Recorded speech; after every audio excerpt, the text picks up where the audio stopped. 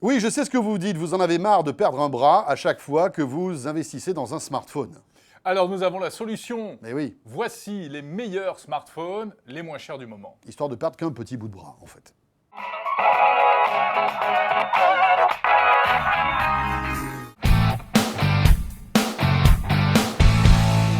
Et oui, on commence par Android avec notre chouchou. Et notre chouchou, c'est le Sony Xperia M2. 180 €, pas mal quand même, pour avoir un Sony, donc une grande marque, pour moins de 200 €. Alors, c'est l'entrée de gamme de chez Sony pour ce prix-là. On se retrouve avec un écran de 4,8 pouces. On peut dire que ce smartphone est plutôt joli, design réussi, sympa, de bonne qualité. Voilà, un écran lumineux, bien contrasté, comme il faut. Et puis surtout, gros point fort, l'autonomie. Puisque selon le Labo 01net, on est à plus de 20 heures en appel et une dizaine d'heures en surf sur le web. Bon, cela dit, vous vous dites, mais attendez, il est parfait ce smartphone. Eh ben non, il a un petit couac quand même. C'est l'appareil photo, seulement 8 mégapixels. Alors vous vous dites, bon, c'est pas mal 8 mégas, mais le problème, c'est que le capteur n'est pas terrible du tout. Voilà, c'est ça le souci concernant ce smartphone. On ne peut pas tout avoir. Mais nous avons autre chose. Allez, Ouais. on vous en met deux pour le prix d'un. Un autre coup de cœur. sous Celui-là, Android. on l'a bien aimé. C'est le Sosh Phone 4G. Oui, alors là, on est encore moins cher, Jérôme. On est à 149 €. Et pour 149 €, vous avez sans aucun doute le meilleur rapport qualité-prix du moment en matière de smartphone Android. Il est super fin, il est super léger, il a un écran 5 pouces qui est haute définition. Voilà, donc c'est fabriqué par ZTE pour le compte d'Orange, pour l'opérateur Sosh. Et puis là encore, l'autonomie nous a bluffé. Une vingtaine d'heures en appel, une douzaine d'heures en surf 4G. C'est important. ça, Ouais, l'autonomie. c'est plutôt bon. L'appareil photo s'en sort très très bien dans les tests du Labo 01net. En revanche, on peut lui reprocher de ne filmer qu'en 720p en HD, alors que la plupart des smartphones filment aujourd'hui en 1080p. Et autre souci, il n'a qu'une mémoire de 16 Go qui n'est non extensible. C'est un peu court. Voilà, c'est un peu court. Si vous êtes plutôt Windows Phone addict, celui qu'il vous faut, à moins de 200 €, c'est celui-ci, c'est le Lumia 625. Et je te rends même un billet de 50 si tu me donnes 200, parce qu'il est à 150 € celui-ci, le Lumia 625 avec un écran de 4,7 pouces.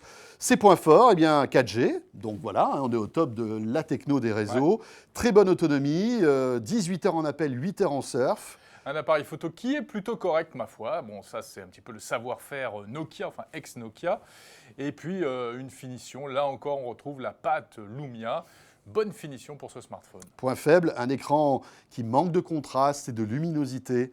Et puis il est un peu lourd ce smartphone, il ne coûte que 150 €, mais il pèse 160 grammes. Vous êtes fan de BlackBerry, on ne vous a pas oublié. J'en vois un là-bas, regarde-le. Mais il en reste. Au fond à droite. Il Je y le en a vois. plein, il y en a plein.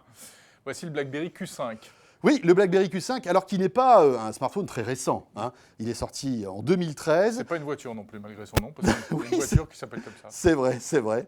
Là, c'est évidemment le smartphone Q5. Un écran de 3,1 pouces. Il est un petit peu plus cher que les autres smartphones. On est à 230 €. On passe la barre des 200. Bon. Mais cela dit, pour ce prix-là, vous en avez pour votre argent, puisque pour tous les frénétiques, les fans de SMS et de texto, vous allez vous régaler, parce que pour ce prix-là, vous avez un vrai clavier physique. Bon, là encore, bonne autonomie, une quinzaine d'heures. C'est un peu le savoir-faire de BlackBerry. En revanche, point faible, parce qu'il y en a, comme d'habitude, il y a peu d'applis. Vous êtes dans l'écosystème BlackBerry, donc on n'est pas sur l'Android ou sur iOS. Et puis la photo, François. Oui, un appareil photo à peine de 5 mégapixels. Franchement, c'est pas avec ce smartphone que vous ferez les plus belles photos du monde, ça c'est sûr. À noter qu'il est 4G et que, en plus du clavier physique, l'écran lui-même de ce téléphone est tactile.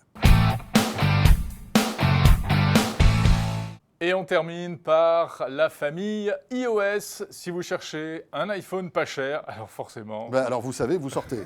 Moi je m'en vais. Parce qu'un smartphone pas Reviens. cher... Ouais, je reviens, bon d'accord. Non, Non, mais- parce qu'un smartphone iOS pas cher, ça n'existe pas. C'est vrai, c'est très difficile à trouver, on se moque forcément, mais il y en a quand même un qui est moins cher que les autres et qui est plutôt bien, qui est plutôt pas mal, c'est l'iPhone 5C. Oui, l'iPhone 5C, sorti donc l'année dernière, 410 € au minimum, en cherchant bien sur Internet.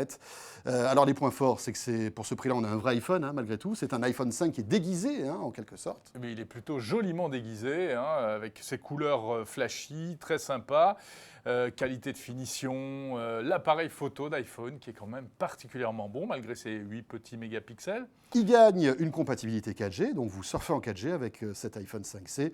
Et puis, bon, après, on aime ou on n'aime pas, mais il est quand même iOS, donc iOS 8, puisqu'il peut être mis à jour avec iOS 8, cet iPhone 5C. En général, quand on achète un iPhone, c'est qu'on aime iOS. Tout à fait. C'est même parfois pour ça qu'on l'achète. Bon, des points faibles quand même. Hormis le prix, qui reste beaucoup plus élevé que les autres. Oui, plus de 400 euros, rappelons-le. Hein. Ouais, et pour ce prix-là, en plus, c'est une configuration à 8 Go. Autant dire que 8 Go, en fait... Oui, c'est-à-dire que vous vous retrouvez avec un iPhone rachitique qui n'arrive plus à respirer, qui est comme ça. 8 Go, quand vous voyez que le système d'exploitation prend au moins 2 Go, il ne vous reste plus que des miettes pour stocker photos, vidéos, musique, etc. Donc, alors, soit vous êtes un pro du cloud, et à ce moment-là, tout va bien, mais c'est compliqué de conseiller ce genre de smartphone, d'autant que, et c'est ça le souci chez Apple, c'est qu'il n'existe qu'en 8 Go l'iPhone 5C. En 16 et en 32, il n'existe pas. Mais c'est un iPhone. Et voilà. Pour beaucoup d'entre vous, c'est important.